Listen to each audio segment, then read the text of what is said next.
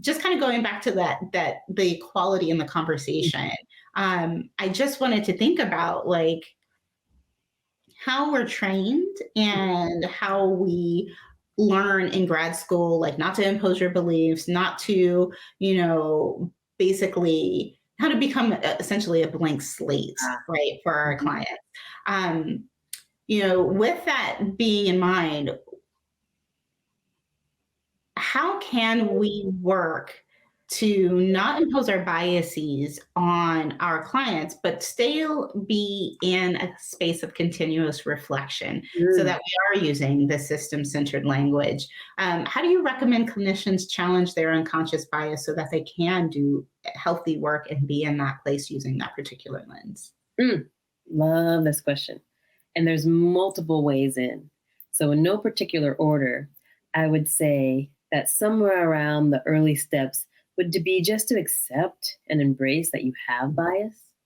Right. Um, I don't know, some people want to think that the more they learn, the less they're biased about. Not the case. If anything, the more you learn, the more biases you're likely to have, because if it doesn't fit into the little confines of what your knowledge has, you might form more biases. So know that you have some already just from your upbringing, right?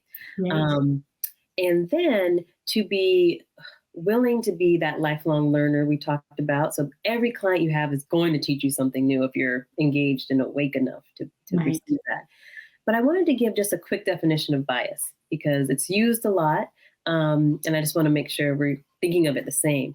So Mhm. bias is a disproportionate weight in favor, let me see, in favor or against an idea or thing, usually in the way that it's closed minded, prejudicial, or unfair. Bias can be innate or unlearned, and people may develop bias for or against an individual, group, or belief. Okay. Mhm. So we all have these. And I think one good way to just stay hip to what your client is telling you is you can lead with what you are aware of and what your world walk has taught you, but always leave it open for other elements to be true, right? Mhm.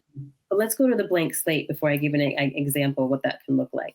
I will say that I identify as a cognitive behavioral therapist. I love CBT, still do. But as soon as I learned about liberation psychology, I was like, oh no, this is it. This is really where the magic happens. And come to find out, just as a Black person, I had been doing similar elements to liberation psychology just because it felt more true, right? Right. And so now me and a couple colleagues are creating LCBT, liberation Mhm. infused CBT, right?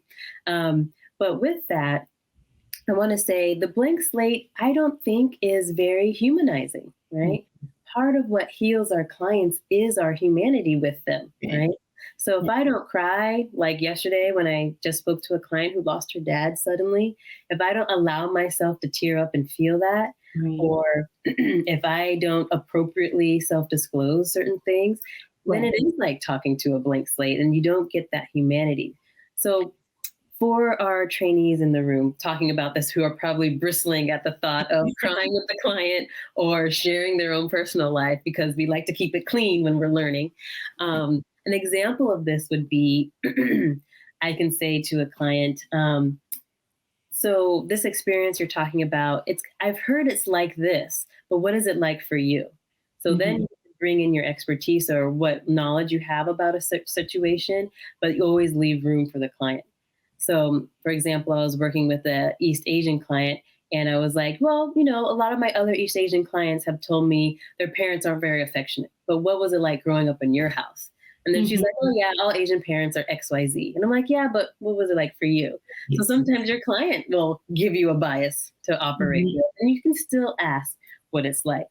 And or checking in with the client, like, Mhm. did I miss anything or did I not ask you anything that feels more resonant or that would explain your situation or experience that I just haven't asked yet? I love that catch-all question, especially Mhm. when I'm sitting across from someone with a lot of differences between us, because there may be things I just don't know.